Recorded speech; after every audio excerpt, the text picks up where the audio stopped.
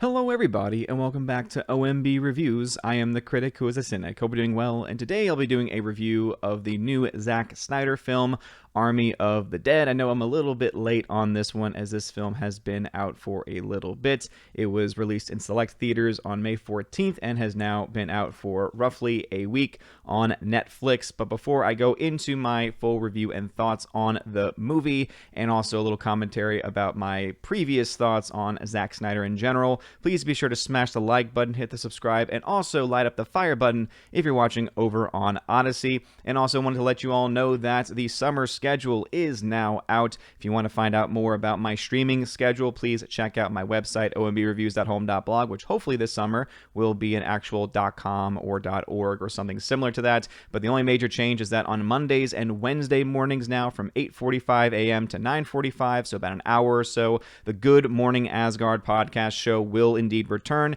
This year it will be exclusive to Odyssey. Last year it was over on Twitch, and so this is something that I'm very excited about because it allows me to talk about movies and other things going on in the news, talk about modern news stories, give commentary, things like that. Just do know though that this time frame of 8:45 to 9:45 could potentially be in flux a little bit, because Baby Thor's sleep schedule will have an impact. So the stream could end earlier if Baby Thor is awake earlier, or it could end a little bit later if he goes all the way to the end of his nap, which is normally around 10 a.m. So these are all Eastern time zones. So again, more information about that and links to those channels, specifically to the Odyssey channel, over on the website. So let's go ahead and talk about Army of the Dead by Zack Snyder. So of course, just gotta start off by saying I have never really been much of a Zack Snyder fan. I've never really enjoyed any of his movies. The most enjoyment I've ever felt from a film was when I first saw 300 when I was much younger. It was a lot of fun.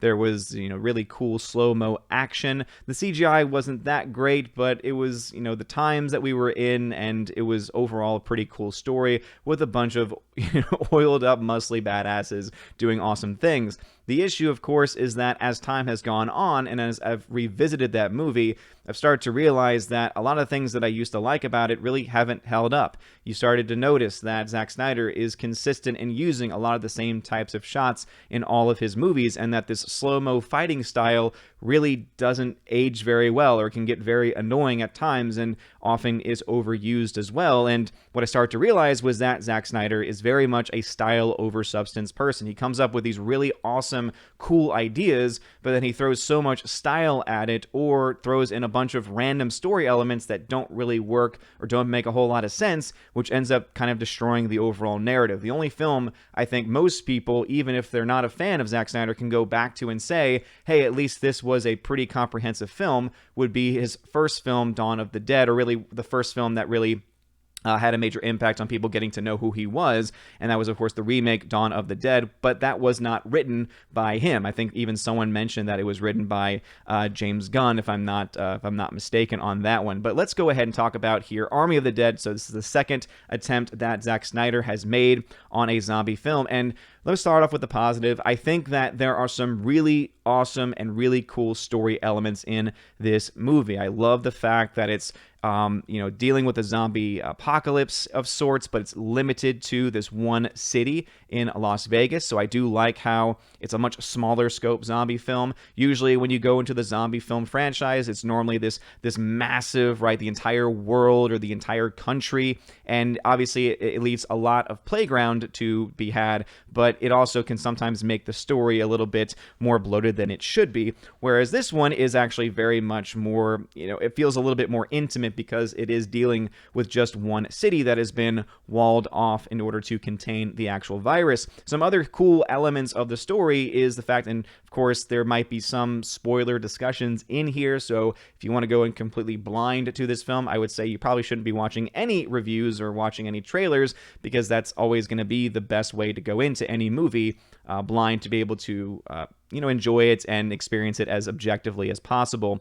But one of the other cool elements of it is how they are able to, and how Zack Snyder is able to write in his original story, these different kinds of zombies. You have the zombies that are not too smart, the zombies that are not too quick, but now there's this new type of zombie, this new elevation of zombie, which is interesting because it's actually the original zombie. Because the way that they make this movie out is that there's this zombie that's being transferred from one place to the other. There is an accident, which then leads to it being released in, of course, Las Vegas, which is what leads to Las Vegas being this central point of the overall story, which, in my opinion, I actually really wish they could have gone into a little bit more detail, but I'll talk about that probably a little bit later when I go to the cons. But in that, you do have these kind of superior zombies who can communicate with one another, who can lead the other zombies, can command the other zombies and tell them what to do, essentially, which I, again, found to be a pretty interesting, compelling point, because we've had a lot of zombie films dealing with the typical fast zombies, the typical slow zombies, and again, all these other variations. But this is the one where it's not as common to find these zombies that actually have this sense of leadership to them. Obviously, we can point to other films that have similar trends and have similar points to this. I know that I recently watched a film in the last month or so called The Girl with All the Gifts, and it dealt a lot with how there were these kid zombies, essentially, who were able to be this phase 2, as it were, of the zombie development, of the virus development, and it did allow for almost this sense of hierarchy to develop. So that exists and is present in this film, and I actually really did enjoy that overall. So there's some really good key story elements here that I do find enjoyable. Also, some people have kind of pointed out, I know my friend John Flickinger has said he was not a fan of the cinematography because Zack Snyder, who did the cinematography, which kudos to him for doing that. It's always cool to have directors directors who not only write their movies but also shoot their films, edit their films. I made the similar comment about Chloe Zhao for Nomadland. The fact that she edited that entire film I thought was pretty cool. So the fact that he did that, I think, was awesome.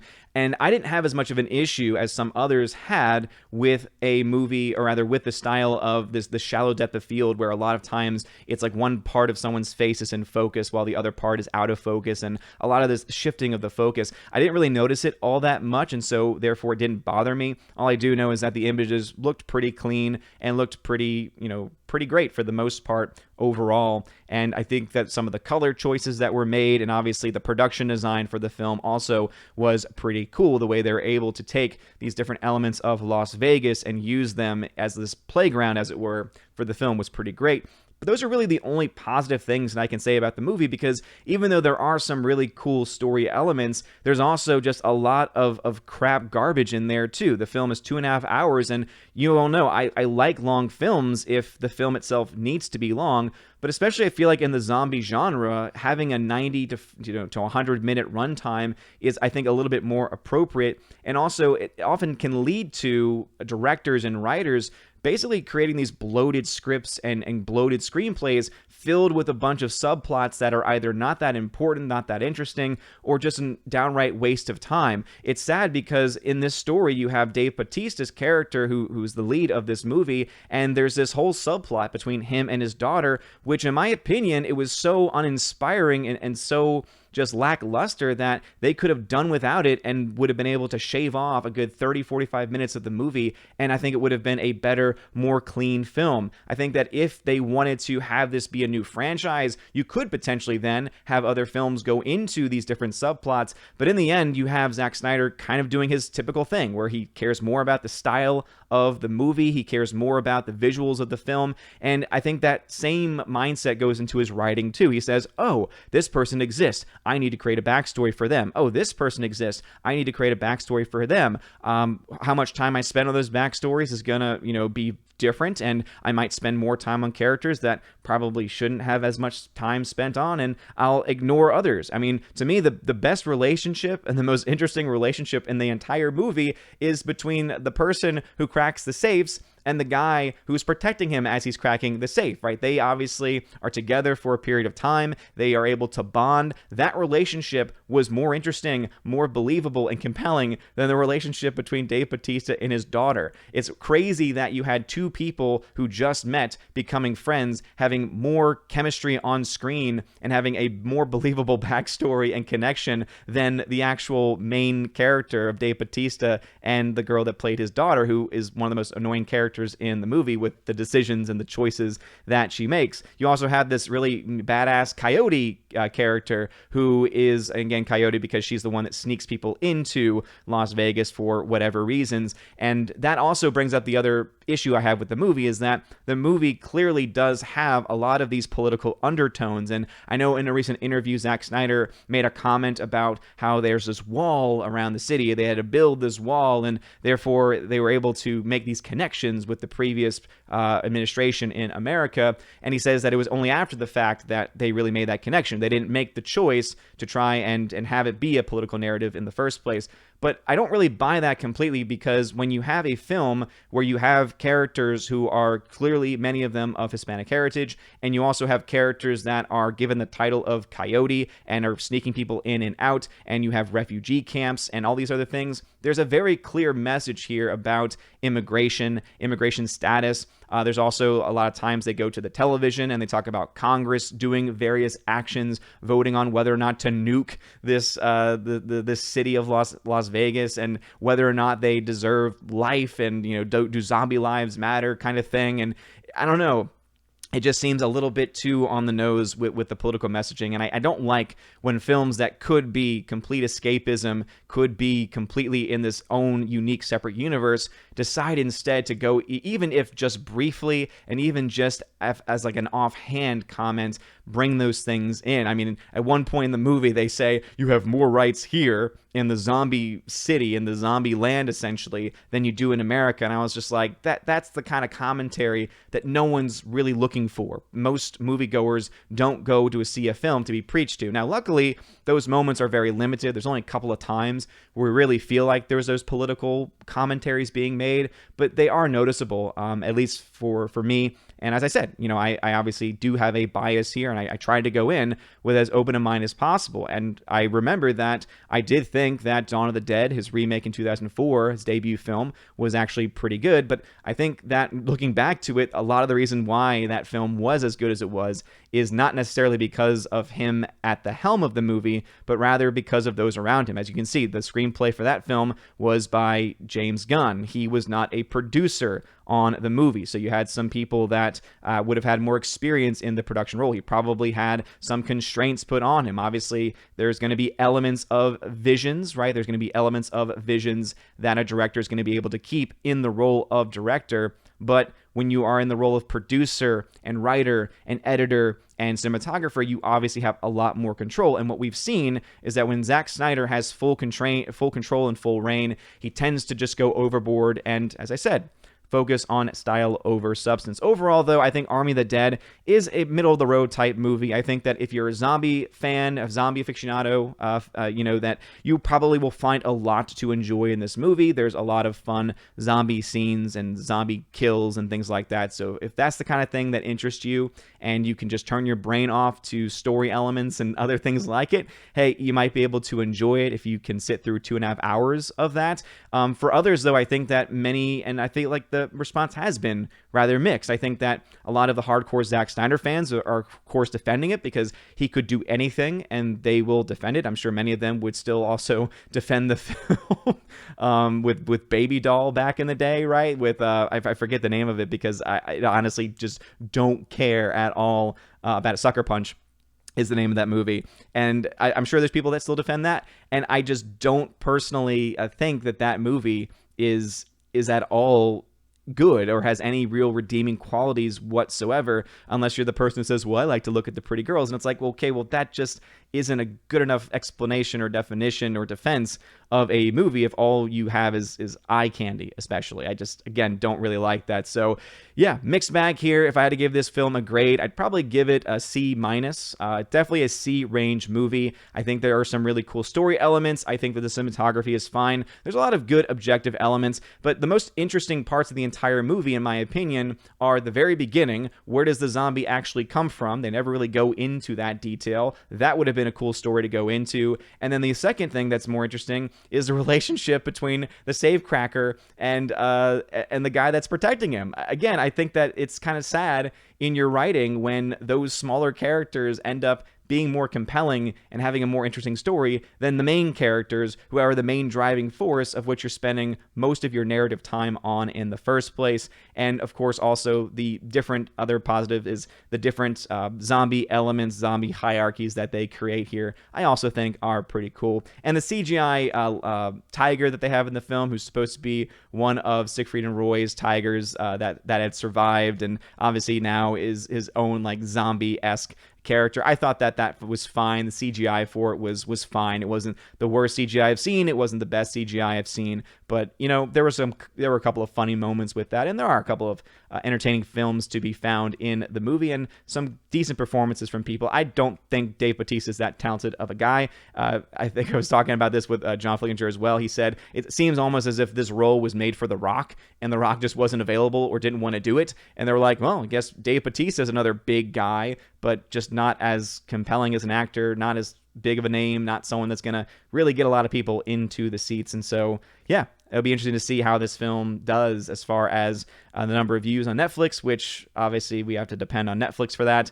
and how much money it can actually make if it does get released in other marketplaces. But what are your thoughts about Army of the Dead? I know that this was a longer review, but I wanted to go into as much detail as possible to explain why I had the issues that I had, because Zack Snyder had his hands all over this. Not only did he direct, he produced, he wrote the screenplay, he of course wrote the original story, he did the cinematography as well. I think all of these different elements, when you have Snyder in full control without having any limitations on him. I don't like when creators have limitations put on them by studios, but there are some creators that need that element of restriction. I think that Zack Snyder is one of them, and to me, I think he would be better suited just sitting back as a producer, allowing a more competent director to come in, a more competent writer to come in as well, because we've seen what can happen when there are more restrictions put on him, and I think that in the end, that's something that is going to be debated for all time. But let me know your thoughts about this film in the comments section below. If you like this video, smash that like button, light up that fire button.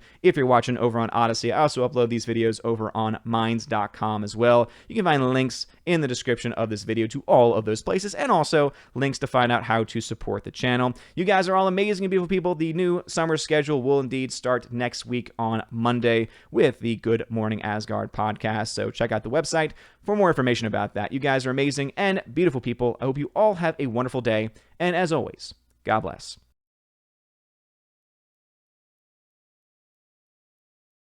And now for a huge shout out to all of my Patreon and Subscribestar members for the month of May. Ali C83, Andrew Hoyle, Biffer the Hobbit, Brian P, Dion, Divex, Enrique Evangelista, Father Christopher Miller, hail to you, Father. Father Damian Cook, Garrett Searles, Inflamed Wood, It's a Trap Productions, Jason Clark, Jacob Juice, Jeffrey Toone, Jonathan Carney, Laura the Modern Major General's Story, Mad Mitch Dunaway, Mike Jackson, Mr. Peabody and his evil twin with the beautiful hair, On to June, Orange Chat Reviews, Out of Step with Reality, Priscilla Hall, Riff Magos, Rosetta Odin, Steve Glasker, Miss Martin Muses, Theodore Bendon, Tina Bojan, and Tina B. Thank you all very much for being my Patreon members this month. I really always appreciate you. And to my Subscribestar members, Fast Reaction, Nosferatu Gatsu, Stand For, John B., Perpetual Punster, Mr. Roy, Glinzer,